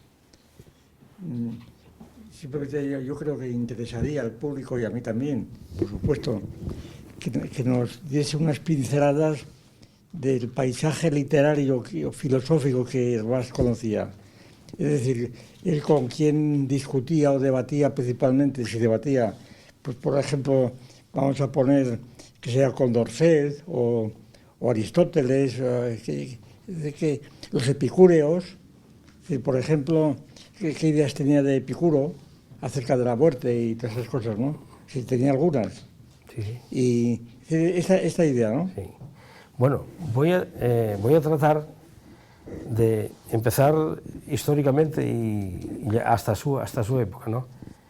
Entonces, en Grecia, digamos que hay aspectos de Aristóteles que le gustan muchísimo, pero hay otros aspectos que no le gustan, porque claro, Aristóteles sostiene que el mundo es infinito, o sea, que no se creó en el tiempo, como sostiene. Por ejemplo, en Platón hay aspectos de Platón que le gustan, hay otros que no. Por ejemplo, de Platón dice que le gusta muchísimo la importancia que destaca Platón en las lenguas, en el estudio de las lenguas, de la importancia que tienen las palabras para estudiar la historia de los pueblos. Pero después critica a Platón, al Cratilo concretamente, el Cratilo de Platón, por sostener que todas las palabras del idioma griego tenían origen en Grecia. O sea que dice él que eso es insostenible y bueno, tiene pruebas en contra y demás. Sobre los estoicos, digamos que tiene bastante simpatía por la filosofía estoica. Y sobre Epicuro, pues claro, les combate a Epicuro totalmente. O sea, no está de acuerdo con que el hombre puede ser feliz no pensando en Dios. Pero él que ha leído de Epicuro, ¿qué sabe de Epicuro él? ¿Qué fuentes tiene de Epicuro? Ahora... Es decir, ¿por qué habla él de Epicuro? Es decir, ¿qué textos de Epicuro ha leído? ¿A través de quién? No, yo textos de Epicuro, de Lorenzo Hervás, yo he leído sus críticas, pero los textos de Epicuro no me recuerdo bien. Yo preguntaba qué fuentes pudo tener Hervás para Diógenes Laercio, por ejemplo, ¿quién? O simplemente hablaba de algún manual que había leído. Bueno, él conoce la historia que escribe Aristóteles de toda la filosofía griega y también a Diógenes de Laercio, por supuesto. Entonces yo ahora no me recuerdo bien si es leyendo a Aristóteles o es leyendo a Diógenes de Laercio, porque me fijé más concretamente en la crítica que hacía él de Epicuro. Entonces la crítica fundamental es que él considera que Epicuro está totalmente equivocado al considerar que el hombre puede ser feliz sin pensar en Dios. Es lo central. Después, digamos que en Roma, él siente admiración por la oratoria de Cicerón, siente admiración por Tito Livio como estudiante de lenguas o el que se interesa por las lenguas. Encuentra entre los brahmanes de la India, encuentra que allí aparecen las primeras ideas gramaticales y él se queda con esas ideas, no las quiere cambiar. Dice que vinieron a través de la escuela pitagórica. Y dice que también vino a través de la escuela pitagórica la metafísica de Aristóteles, la cual lee, vamos, yo creo que entera. Y después, si vamos a la Edad Media, antes de la Edad Media, la patrística griega, la cual yo creo que lee y consulta todo lo que tiene a su mano. Después, Pedro Pedro Lombardo es el fundamental, Santo Tomás, San Agustín, y después ya empezamos en la época del Renacimiento, y Galileo hacia adelante. A Galileo lo estudia para combatirlo, porque los jesuitas son enemigos de Galileo, porque, no me acordé de mencionar, aquí hay un texto que él estudia de las experiencias de un tal Scheiner, que descubre en el 1611 ya las manchas solares, o sea, antes de Galileo, que después tienen como una especie de pleito, porque Galileo lo acusa de plagiario al otro o algo así. Entonces, hay otra cosa, un ejemplo de los que me recuerdo ahora muy interesante, que es cuando hablo de los sordomudos, que no me acuerdo de mencionarlo gran cosa porque para el tema de la filosofía me parecía más importante lo que dije. Estudia todas las obras que puede conseguir de quienes escriben sobre el problema médico de la sordomudez y luego hace sus propias investigaciones. Incluso hace pruebas con los sordomudos, los golpea con un martillo en la cabeza a ver si oyen, y después intenta buscar pistas a ver si los sordomudos tienen ideas gramaticales o no antes de conocer un idioma. Y encuentra que tienen unas ideas gramaticales simples. Entonces, en materia de sordomudos lee absolutamente todo, lo habido y por haber. Es que no me atrevo a decir la cantidad de autores que consultó. Los vamos recuperando algunos ahora, pero es que por miles, ¿eh? Y después, en filosofía, combate a los modernos, combate a René Descartes, se queda con Newton, conoce perfectamente la teoría de Newton. Hay una cosa que también consulta, y es que la teoría de Newton no salían bien los cálculos porque faltaba algo ahí que no se conocía de la materia que había en el sistema solar, que era el planeta Urano, hasta que lo descubre Herschel con el telescopio moderno, que Herschel ni siquiera era astrónomo, era músico y era militar. Entonces, bueno, consulta la obra de Herschel, consulta la obra de Newton, se lee la obra de Descartes, pero hay una cosa muy curiosa, y es que no encuentro ni una palabra sobre Kant en la obra de Lorenzo Herbás, ni una sola palabra, nada. Ni sobre, bueno, sobre los autores de esa época, pero sobre Kant me pareció extraño no encontrar nada, y sobre Kant no encuentro nada, pero sobre los otros anteriores yo creo que se los lee a todos, ¿eh? Sobre españoles, por ejemplo, Feijóo, Bravo Gracián, ya se da usted. ¿Sí? Bueno, de españoles, sobre Jovellanos es muy curioso, pero sobre Jovellanos solamente encontré 2 palabras en la obra de Lorenzo Herbás, en las que dice: la obra de don Gaspar Melchor de Jovellanos es una excelente obra, y no encontré nada más. Y debí de leer pues los 50 o 60 tomos que escribió, pero no encontré nada más de Jovellanos. Y sobre Feijóo hay algunas cosas que comenta, pero tampoco gran cosa, Algo creo que relacionado con la etología, sí, que consulta o que digamos que cita Feijóo, pero tampoco es que lo cite demasiado, no, cita Caramuel también, cita Gracián. Es que son miles los autores que cita, es imposible de conocerlos todos. Pero bueno, en filosofía, más o menos la línea que sigue él es, bueno, combate la Ilustración, con Condorcet y contra Diderot y contra toda esta gente. Bueno, tiene escritos y los lee a todos, especialmente a Voltaire, porque de toda la Ilustración, el que considera más capacitado de toda la Ilustración es Voltaire. Entonces, bueno, más o menos, yo no sé si pude responder, pero esa es la impresión que tengo después de haberla leído. Muy bien. Pues vamos a ver, Sergio. Bueno, pues nada, hay que felicitarte. Yo no me acabo de hacer con el libro hoy mismo y no tuve oportunidad de conocer pues una copia de tu tesis doctoral. Habíamos quedado en que podría hacerme con ella, pero la bueno, conseguiré. No, pero con el libro, pues en principio ya tenemos para... Bueno, y sin embargo, pues yo he prestado muchísima atención. Bueno, por supuesto, felicitarte a ti, pero justo tú arrancaste diciendo que la motivación de tu trabajo pues tiene que ver con eso, con una línea de investigación cuyo promotor, pues afortunadamente la está llevando a cabo con muchísimas obras y que gracias. Y entonces yo quiero resaltar aquí no solo tu trabajo sobre un filósofo que escribe en español, sino esa línea de investigación que nos ha permitido, por ejemplo, pues conocer a Pedro Sánchez, a Jaime Balmes. Sé que está en marcha, pues qué sé yo, la obra de Alonso Cortés, de Julián Marías, etcétera, ¿no?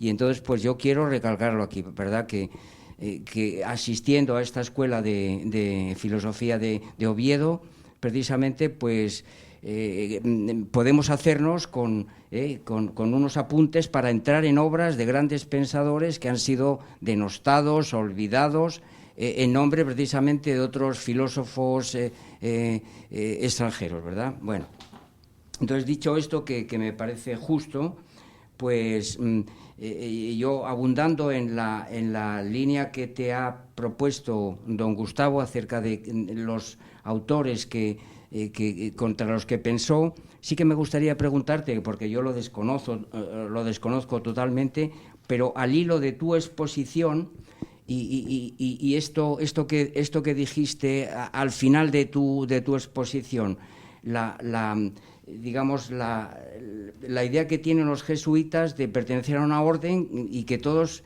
juntos parece que tienen que combatir a los mismos enemigos. Bueno, pues preguntarte, porque lo desconozco totalmente, que al hilo de tu exposición, ¿hasta qué punto echó mano de otros jesuitas contemporáneos suyos, ¿no? Por ejemplo, en lo que tú dijiste sobre la libertad del libre comercio, si tú has encontrado en su trabajo alguna referencia a Juan de Mariana, es decir, este otro jesuita, que de alguna manera pues crea las bases de lo que serían esas nociones que tú has expuesto, en relación a la libertad de expresión, si él tuvo en cuenta, y además es que es contemporáneo suyo y probablemente tuvieron algo que ver en Italia, te lo pregunto, claro, al padre Isla. Es decir, es autor de Fray Gerundio de Campazas, fue una obra que estuvo prohibida, y entonces si este hombre, Hervás y Panduro, pues rompió una lanza en favor del padre Isla. Yo he estudiado en el Instituto Padre Isla de León, y es una obra, pues eso, que nos la repetían, la conocíamos perfectamente, y no sé, pues tengo esa pequeña curiosidad. Luego, pues has hecho una referencia a filósofos en los que se fundó, y quería preguntarte si el padre Suárez también está en su recorrido, esta es la cuestión, ¿no? Y bueno, esto por un lado, es decir, que si realmente hay en él este sentimiento de pertenecer a una orden, y que miembros ilustres jesuitas y miembros de esta orden, pues que tiene una obra importante, si Hervás y Panduro la tuvo en cuenta o no se refirió mucho a ella, porque has hablado de que algunas citas a otros grandes pensadores pues son pues muy... Y luego, la segunda cuestión, puesto que realmente su obra, Idea del Universo, Historia de la Vida del Hombre, pues es un tratado del hombre, y como hemos tenido aquí la gran suerte de escuchar al profesor Bueno exponiendo en 4 lecciones magistrales pues lo que podía ser un esbozo de un tratado sobre el hombre, pues que tú nos indicaras de la manera que tengas a bien, si realmente, puesto que por un lado está este componente teológico claramente, que lo has esbozado claramente, pero a la vez que también Hervás y Panduro se ocupa de la parte fisiológica del hombre, el equivalente a lo que podríamos llamar hoy pues biología, paleontología, etcétera, y que además sabemos que se preocupó mucho de la ética, porque hablaba, se ocupó pues de la virilidad del hombre, de cómo envejece el hombre, de cómo muere, bueno, lo has dicho tú, ¿no? Sin duda alguna. Y entonces, pues, la pregunta es, ¿cómo concilia él lo que podríamos llamar ese tratado metacósmico, teológico, con estas preocupaciones cósmicas que tienen que ver, pues, con la fisiología? Y si te atreves, pues, o no, es decir, es una cosa que te propongo yo, pues, al hilo de las lecciones del profesor Bueno, pues hacer un pequeño diagnóstico, esta es la bueno, idea. Voy a ir contestando igual aleatoriamente. Entonces, según se me vaya ocurriendo, si alguna cosa se me olvida, me vuelves a preguntar. Por ejemplo, en relación al concepto de hombre, porque lo tengo reciente de las conferencias del profesor Bueno, te diré que está encuadrado clarísimamente dentro de lo que Bueno calificaba como el hombre como rey de la creación. O sea que ahí no hay ninguna duda. En ese sentido es así. En relación al padre Isla, que, bueno, y la obra de Fray Jerónimo de Campazas y tal, no la cita Hervás, en todos los documentos que he visto no la cita, ¿no? Es una cosa curiosa. En relación a Juan de Mariana, dice que él el mejor de todos los historiadores de la historia de España, ¿eh? O sea, ese ahí es categórico y lo repite varias veces y demás. Y luego dice que para poder escribir historia de España con conocimiento de causa, que hay que saber griego, latín, hebreo, árabe y el vascuence, porque él fonéticamente encuentra que la fonética del vascuence es la misma fonética que la del castellano.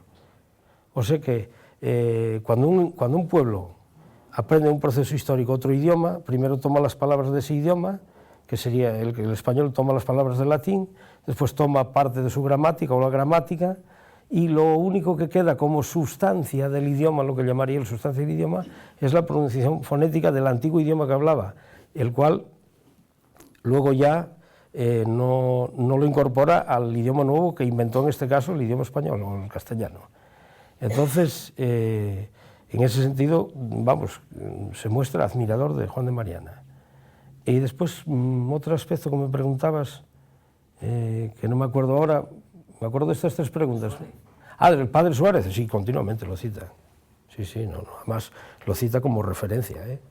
En metafísica, vamos, la metafísica de Suárez. Y otra gente que cita y que critica, y que los critica por utilizar una metafísica que no viene a cuento según él, a eso él lo llama metafisiquear. O sea, que si no utilizas la metafísica correctamente, entonces estás metafisiqueando, o sea, utilizando una cosa que no viene a cuento para el problema que nos ocupa. ¿Alguna cosa creo que más me habías preguntado? Bueno, pero ahora así aprovecho.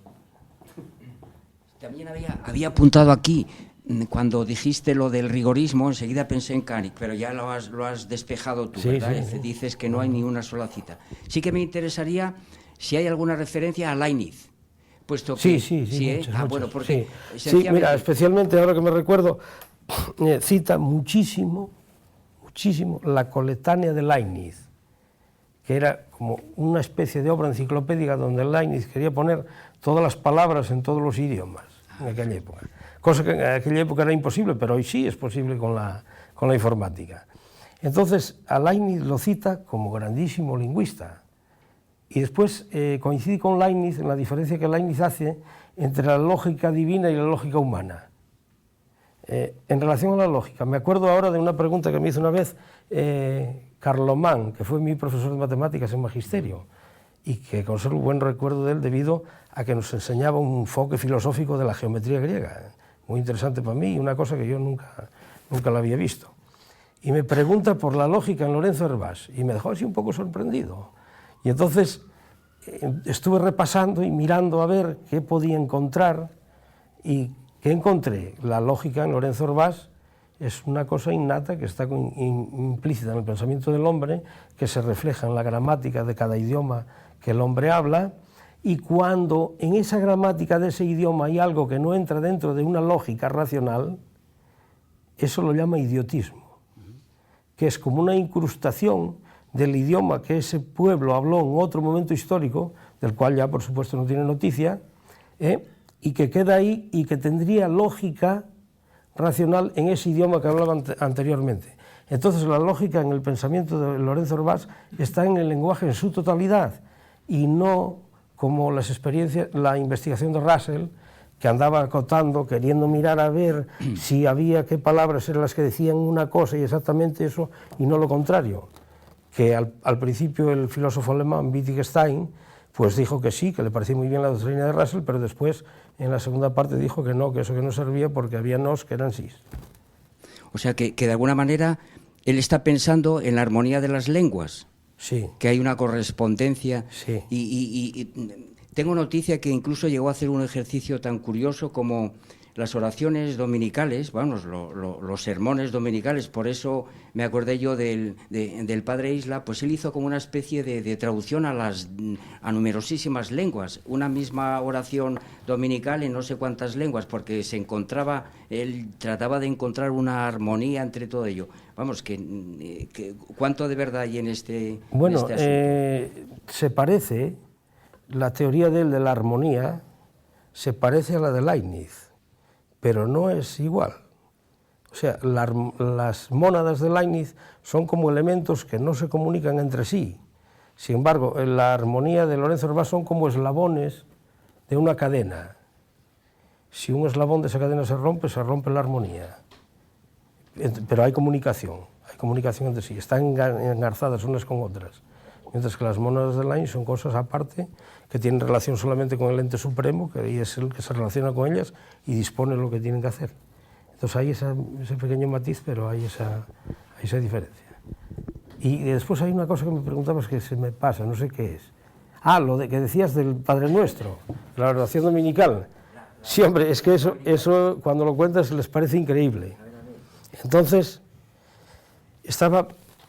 lo utilizaba mucha gente, y entonces hay una parte en el libro donde yo pongo que Lorenzo Herbás opina que eso que hacen muchos autores de poner la oración dominical en no sé cuántos idiomas, que es una cosa inútil y demás, pero claro, me quedó sin explicar por qué lo dice. Y es que lo dice porque es completamente inútil si tú luego, con ese material que tienes, no utilizas las ideas adecuadas para obtener unos resultados efectivos. Y entonces digamos que él, con la oración dominical traducida en aproximadamente 300 idiomas, que yo lo tengo en un documento que aparece, que creo que es una obra que se titula Saggio pratico delle lingue, que está totalmente en italiano, que lo tuve que estudiar porque si no escribió 21 tomas en italiano y si no, no era posible poder consultarlo. Entonces, te hace una comparación primero de vocabularios. Entonces, si ese vocabulario, si las palabras de ese vocabulario se parecen entre dos idiomas que compara, es muy probable que esos idiomas sean parientes entre sí. Pero no basta esa comparación, luego hay que establecer la comparación gramatical. Entonces, la comparación gramatical, si se parecen las gramáticas, entonces es más probable todavía que ese idioma se parezca. Y luego ya, si se parecen las fonéticas, entonces ya no hay duda ninguna.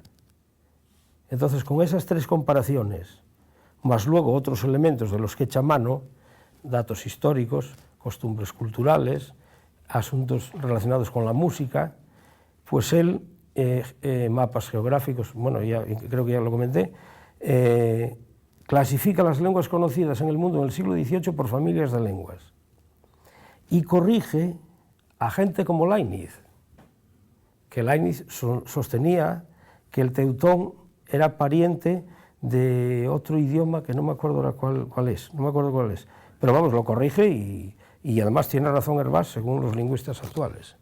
O sea que hoy el mapa lingüístico que elaboró sigue siendo completamente válido y por eso yo tengo que dar la razón a Marcelino Méndez Pelayo, que hay una anécdota muy curiosa, y es que Antonio Tobar, que andaba investigando a Lorenzo Herbás, andaba buscando las obras de Lorenzo Herbás en italiano en Alemania. Escribió a sus colegas de la Universidad Alemana, etcétera, etcétera, y estaban en casa de Marcelino Méndez Pelayo. en casa, vamos, en la biblioteca de Marcelino Méndez Pelayo, en la calle El Rubio, Santander, los 21 tomos estaban ahí. Ahí fue donde los conseguí. Entonces, esta comparación que él establece con pocas ideas, pero que producen mucho producto, es en lo que se puede destacar Lorenzo Hervás sobre los demás lingüistas. Los demás lingüistas juntaban datos, emitían opiniones equivocadas sin comprobar nada, etcétera, etcétera, y entonces, claro, rompe con la tesis del hebraísmo primitivo como el idioma que había hablado Adán en el paraíso, que era lo que se creía hasta entonces, y lo que se sostenía por los lingüistas, bueno, los que estudiaban lenguas. Y después la comparación lingüística de gramáticas y tal, que después se achaca que pertenece a la escuela de filología alemana, vamos, en Lorenzo Hervás es el pan nuestro de cada día, por decirlo de alguna manera. Entonces, sí, eso hay, sobre eso te puedo informar con todo lujo de detalles cuando quieras, porque tengo documentación bastante sobre el tema. Sí, yo sobre el derecho natural moderno quería preguntarte si opina o polemiza expresamente con las construcciones de Hobbes, de Locke o de Rousseau, en esta época en la que ya está funcionando la Revolución Francesa. Sí, evidentemente. Él polemiza con todos estos, con Hobbes, con Rousseau, con Malebranche, se enfrenta a todos y digamos que la tesis de él es la siguiente, la importante, la que defiende contra todos, es un modelo de Estado que se rija por la moral católica con un mínimo de leyes tiene establecido el gobierno que necesita en cada momento, porque la moral católica implica que con pocas leyes puedes gobernar mucho mejor que con una moral protestante o con una moral como la que se planteaba en la Revolución Francesa, que entronizan a la diosa razón. O sea que esa es la tesis central de él y con la que él enfrenta a todos los demás. O sea, es lo general. Después, sobre el origen del hombre y de la sociedad y todo eso, es que es una cosa muy curiosa, pero en el pensamiento de la Ilustración es que una de las preocupaciones tremendas es el origen de la sociedad y el origen del hombre. Y al final se queda en una cosa mecanicista, yo creo, que no llegan a interpretar las sociedades de las sociedades precivilizadas como sociedades humanas, sino como una especie de sociedades animales que hay allí. Y entonces, desde ese punto de vista, que lo sostendría, por ejemplo, Buffon, pues tú podrías ir a África y cazar allí un indígena y disecarlo y eso, porque como vivía una sociedad animal, no había ningún problema. Eso solamente el materialismo, digamos, que avanzaría en ese punto cuando las investigaciones de Lewis H. Morgan con los indios iroqueses, que entonces demuestra que las relaciones sociales entre las sociedades precivilizadas como eran los indios iroqueses pues tenían sistemas de parentesco y demás como nosotros tenemos en la sociedad nuestra. Bueno, ¿alguna pregunta más por ahí? Pues entonces lo dejamos aquí hasta el martes. En vez del lunes que es fiesta, hasta el martes que viene. Pues nada, muy bien.